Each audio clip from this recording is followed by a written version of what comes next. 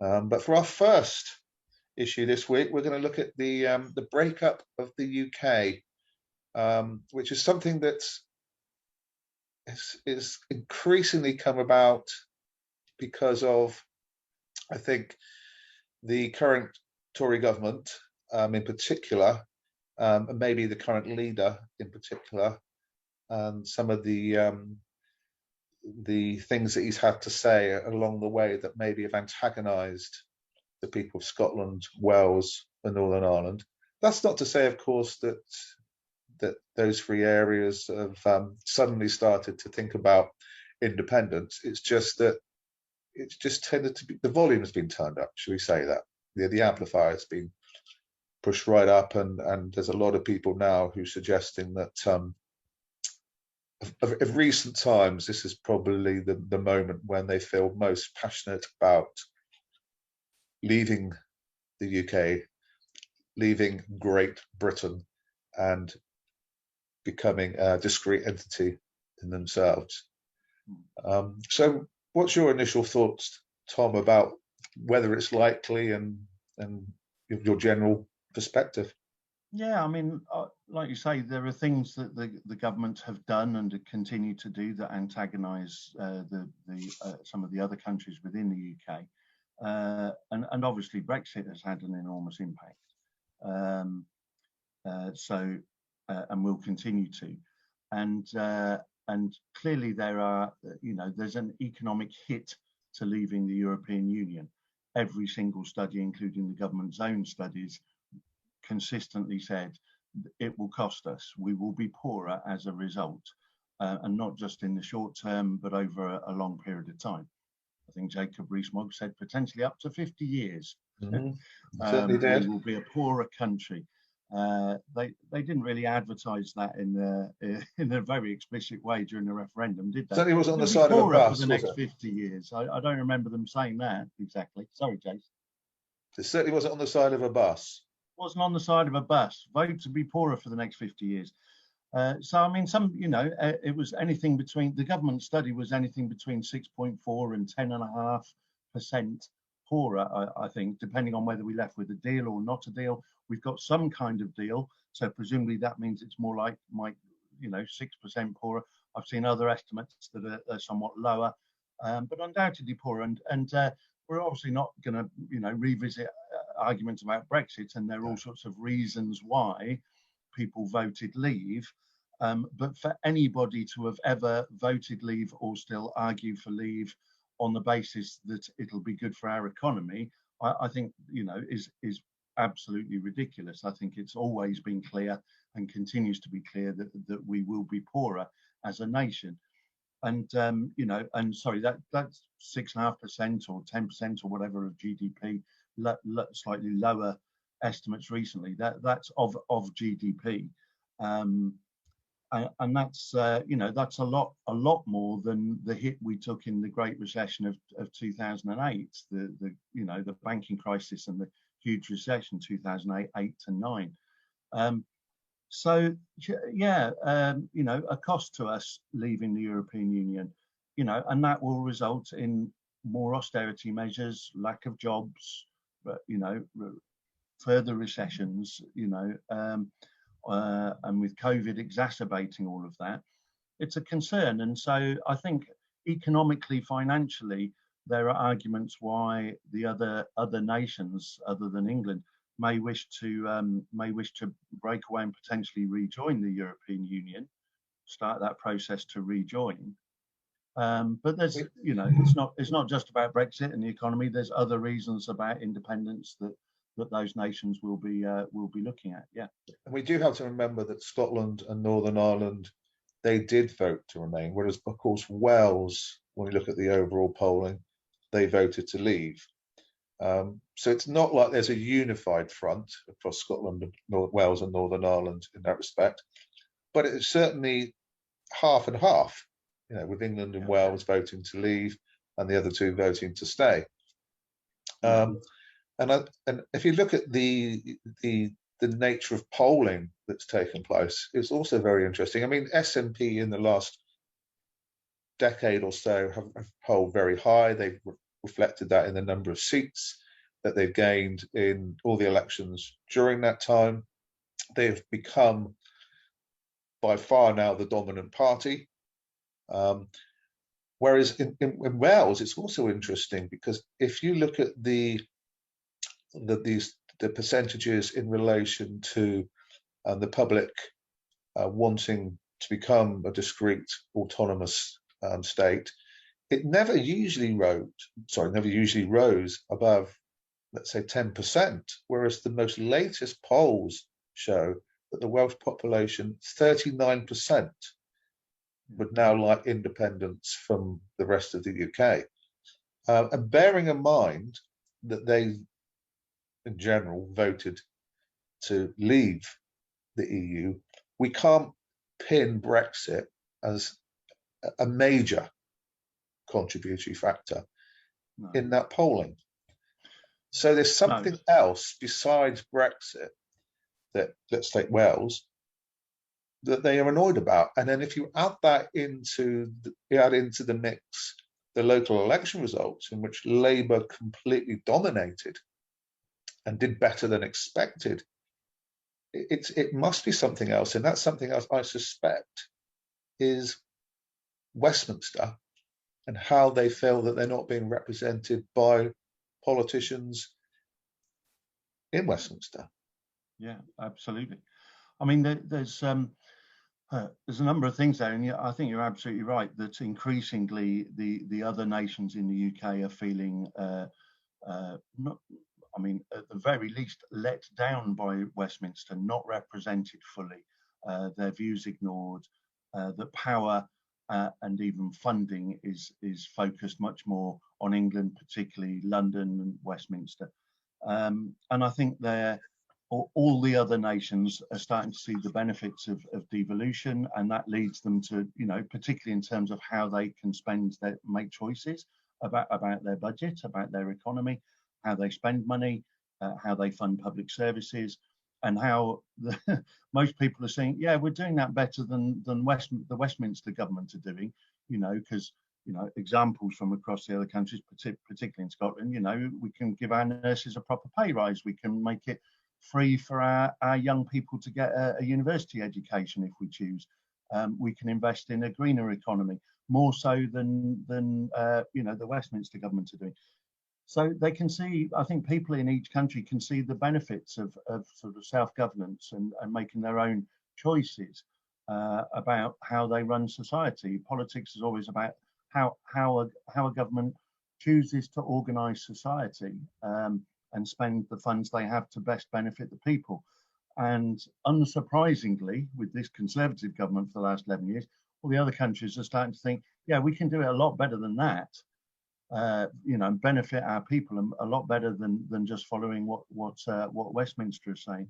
I think the other point worth making there is that the Conservatives are pretty blatantly ignoring and at times being exceptionally rude in the way they do that, the politicians from other nations, in particular the SNP, and in Westminster.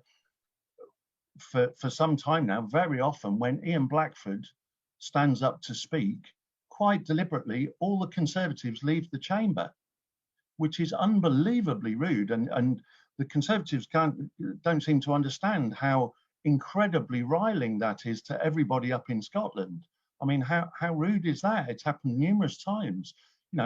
Blackford stands up to speak, all the Tories leave the chamber. Everyone in Scotland's like, what? I mean, it's bizarre. They've never been great respecters of democracy, though, have they? The Conservative Party. They tend to believe they have a right to rule. I mean, if you look at Scotland, Wales, and Northern Ireland, the ownership of the land is still dominated centuries on by major Tory landowners. It's as though they believe that even though the individual states might become autonomous, that they still own those countries. In the same respects as maybe in terms of a lot of the old slave owners still believe that they run the Caribbean. It's I mean, let's have a look. If we can have a quick look actually at an article by George Monbiot, because he sort of addresses this point very, very well, and in terms of giving solutions as well. But if we just start off at this point, he talks about what you've just basically been identifying as well, the attitudes of the Conservatives, and not just the Conservatives. He says in this bit, though he anointed himself, and he's talking about here Boris Johnson, Minister of the Union, and claimed that wild horses would not prevent him from visiting Scotland before the local elections. Last month, he dropped his plans to do so. He has labelled devolution a disaster and Tony Blair's biggest mistake. His Internal Market Act wrenches back devolved powers from Scotland, Wales, and Northern Ireland. So he's not respecting the democracy in those three countries. In fact, he's doing the opposite. He's actually taking power back to Westminster. So that whereas the abuse and the leaving of the chamber when Ian Blackford talks is on one hand perceived to be rude and anti-democratic, in actual praxis, in actual what he's actually doing, I expect the Scottish people are even more annoyed. He has launched a challenge before the Supreme Court to 2 Holyrood bills on children's rights and local government designed to enhance the welfare of the Scottish people, and he intervened only to suppress. But it also goes on, this article, to look at Keir Starmer. Now, to look at Keir Starmer, he's scarcely interested in Scotland, the article goes on to say, as anything other than an electoral calculation. And it's not always clear which election he's considering. Last month, he made the weirdest campaign video I've ever seen in the UK. It began with a British Airways jet landing at Edinburgh Airport. Starmer came down the steps like a visiting dignitary, mumbling, "Remind me which country this is again." Strode around the empty airport with a phalanx of sinister-looking men, inveighed against the lack of flights, and announced that he wanted to put economic recovery above all else, presumably including life on Earth. Then it seems, having alienated his remaining Scottish voters and anyone under 40, he flew out again. So we mustn't just look at the Conservatives, because people in Scotland might think, oh, it's all right when Boris Johnson, the Tories have gone, we'll have a Labour government. Well, actually, the Labour government under Keir Starmer is no better. But then, thankfully, the article does go on to identify what would be the benefits for these three countries of leaving. The slow collapse of the United Kingdom creates an opportunity in all three nations to do things differently. And as we talked about before, Tom, we're not just here to criticise and critically assess. We are here to offer solutions. And this article goes on to offer hope for those three nations. An independent Scotland and Wales could cast aside the culture of corruption enabled, perhaps necessitated, by the UK's outrageous campaign finance rules. They could reclaim their politics from Westminster's gross subversions of democracy, its royal powers, and the pompous rituals designed both to glorify and to conceal them. They could, and there are plenty of people in both nations with this ambition, create 21st century governments built on proportional general elections, participatory democracy, and continuous policy adjustment, distributive economies, and an ethos of public service. So, for those three countries, it's all to play for to leave. It really is, because the cesspit that has become Westminster now, under Boris Johnson and the Labour Party under Keir Starmer, most of the people in this country in the local elections couldn't be bothered to turn out to vote, let alone if you're asking people from Northern Ireland, Wales and Scotland to do so too. Yeah. And I mean, we see, when Boris Johnson goes to places like up north, and particularly, when he's travelled to Scotland, the footage of his welcome is pretty startling. Yes, when he goes, when he visits to places in England, his reception, it's booing, it's hissing. It's how does he get the vote? And it's funny how it's not shown on the news. We see it on social media that he gets massive boos and people shouting abuse at him constantly. So I'm not surprised that he doesn't really want to go anywhere. And I mean, Starmer will probably be the same. I mean, one of the interesting things we talked last week about where now for the Labour Party, and of course Labour used to be able to bank on more or less 50 seats up in Scotland. Exactly. That's completely and utterly changed in the last 10, 12 years. Exactly. And now they get virtually no seats. I mean, perhaps 1 or 2 seats up in Scotland, and they've all switched to the SNP.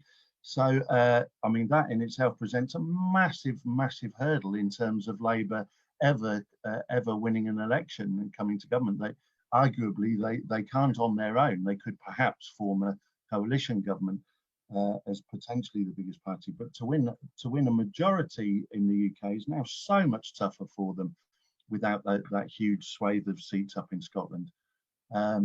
So yeah, and Wales, as you say, has been you know, the Welsh Labour Party are much more left wing than Starmer's Labour Party, and you know, and did very well actually in these local elections. And I think Welsh people still see the benefits of a truly left-wing Labour Party that's acting in the interests of ordinary people, working people.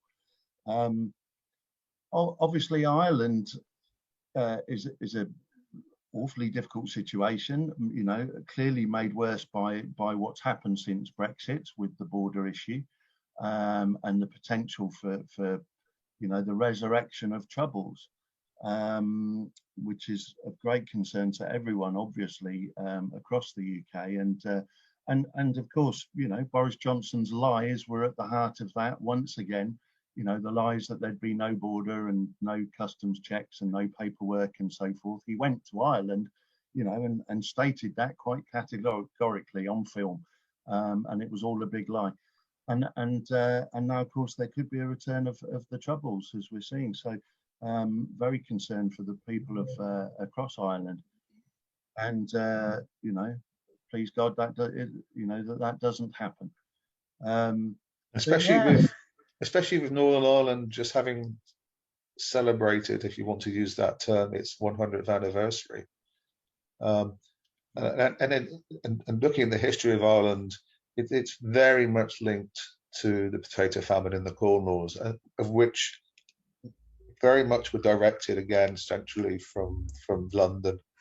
So a lot of Irish people still blame the English significantly for the policy making that took place in the 19th century that led to so many of them dying and so many of them having to leave their country and find sanctuary elsewhere. Of course, many of them which came to, you know, Liverpool, Manchester, Birmingham, Midlands, London, to find that sanctuary.